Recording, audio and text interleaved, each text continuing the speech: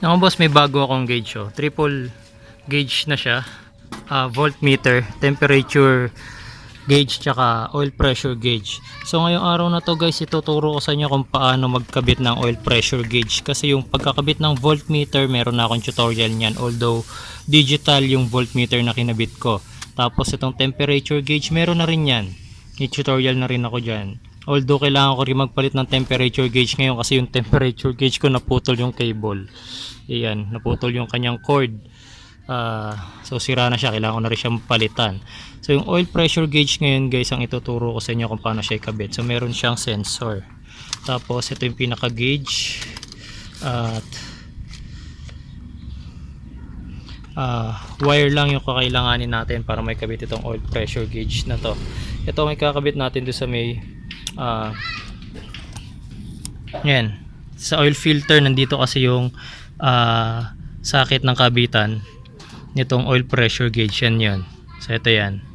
So yan lang yung tatagalin natin. Tapos ikakabit natin tong sensor. Tapos magkakabit lang tayo ng wire papunta ngayon dito sa ating gauge.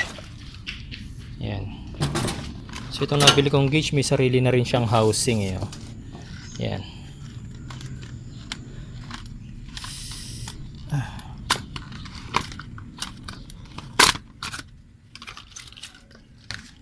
Yan. So may sarili siyang housing, kaso hindi ko naman magagamit yung housing dahil may butas na yung dashboard ko eh. So tatanggalin ko na siya dito sa housing niya.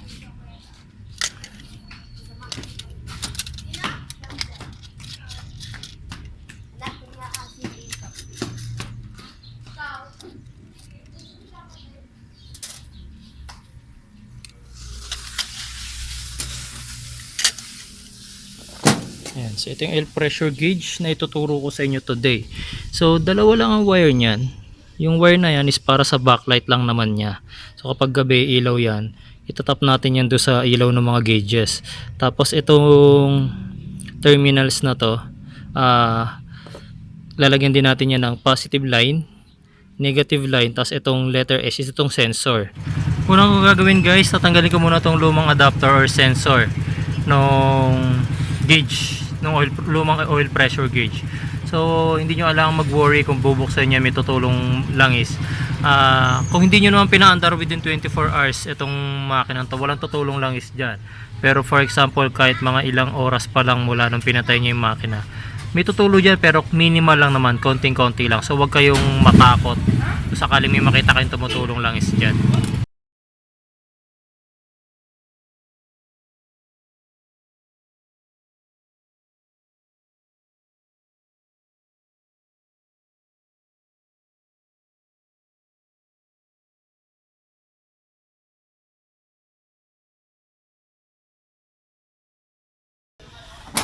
So kakabit na natin itong bagong sensor.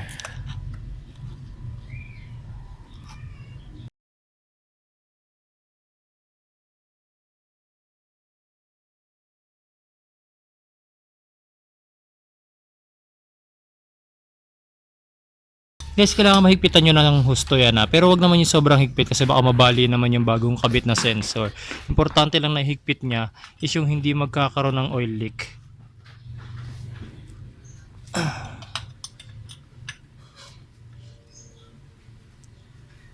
Ayan. So mamaya na natin kakabitan ng wire yan. Wire lang naman ang kailangan dyan papunta dun sa gauge. Papunta dito sa letter S na to. Ayan. So gawa muna tayo ng wirings guys, mula para dito sa gauge na to, pupunta naman sa ignition switch para gumana siya.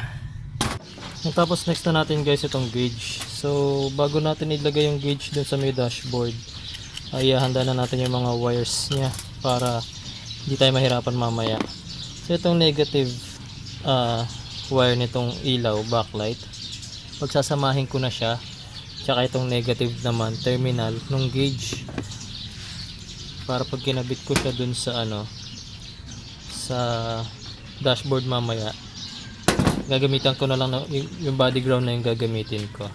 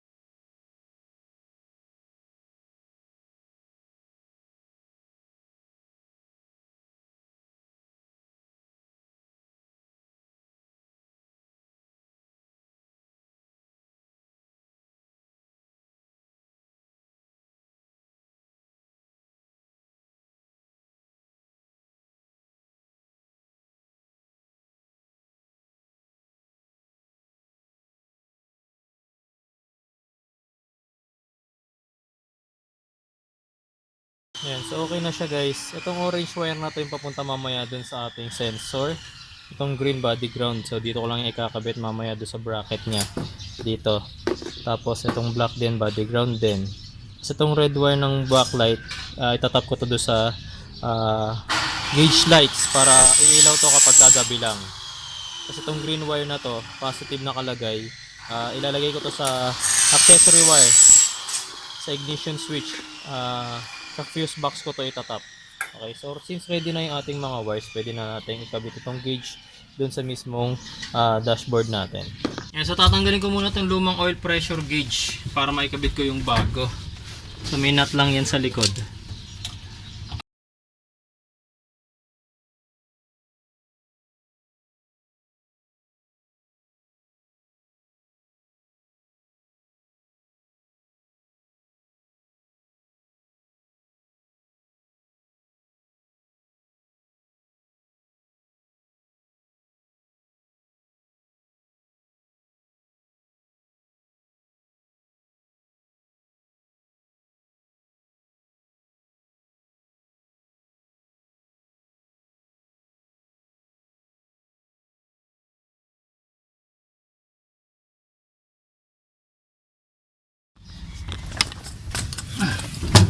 Yan, so ito na siya mga boss. Hindi ko na ipakita sa inyo kanina habang kinakabit ko yung gauge. Medyo mahirap kasi nasa ilalim siya ng dashboard ko. Ayan, yung black wire kanina na sinasabi ko, ayan, kinabit ko na siya sa body ground. Tapos yung red wire naman ng ilaw, ito yung ilaw na ito yung wire na nagkakaroon ng power supply pag in-on ko na yung headlight. So paggabi nag-on ako ng headlight, iilaw na rin itong mga gauge na to.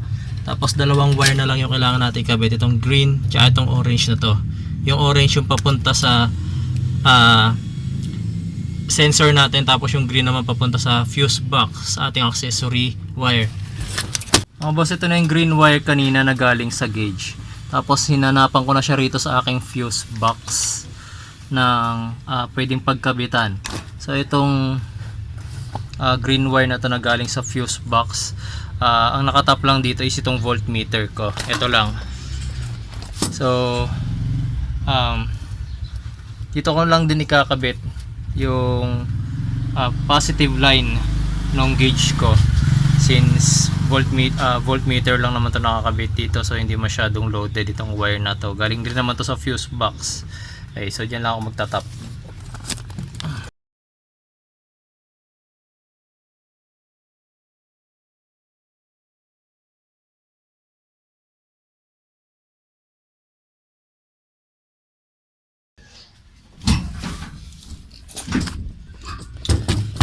Last wire na tayo guys. Ito na lang orange wire na to. Ito yung papuntang sa ating sensor. So ilulusot ko lang siya sa ilalim hanggang sa makalabas dun sa may gauge, sa may sensor part.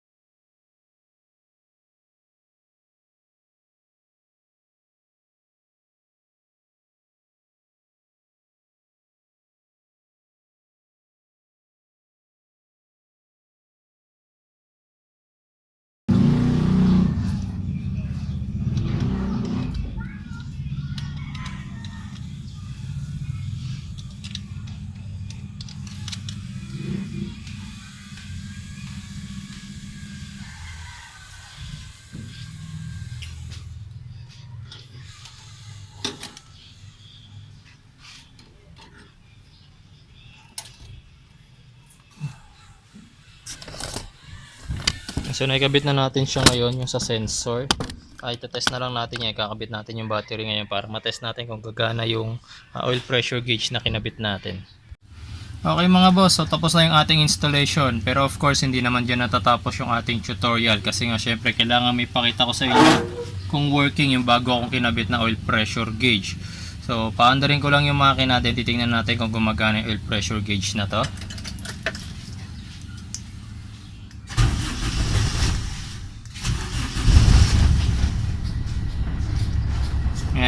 So umangat na siya. Yan, so umangat na yung ating oil pressure gauge. Ayan. Tapos kapag nag-revolution tayo, nag-revving tayo,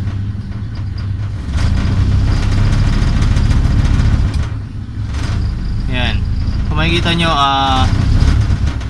pumapalo na yung kamay ng ating oil pressure gauge kasi lumalakas yung pressure dun sa loob ng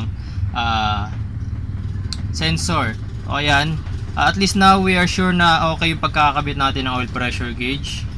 Tapos ganun lang siya kasimple kasi as in papalitan mo lang naman kung saan mo tinanggal yung sensor, dun mo rin na may kakabit yung bagong sensor nung gantong klase ng gauge. So ang kagandahan nito guys, kung sakasakaling masira yung gauge, madali na lang hugutin yung pinaka gauge kasi babakasin mo lang yung wiring sa likod. Tapos kung okay naman yung sensor, yun pa rin yung gagamitin mo. Pero kung yung gauge at sensor ang problema, dun lang ay mahihirapan magpalit. Pero ito, mas gusto ko yung ganitong klase ng gauge na sensor type. Yung gauge lang ang kailangan mong palitan pag nasira. Okay guys, so I hope meron kayong natutunan ngayong araw na to sa aking channel. Please continue supporting my channel guys. Subscribe, like, share nyo po yung videos, and please bring nyo po yung bell icon for my new tutorial videos guys. Maraming salamat po sa inyo.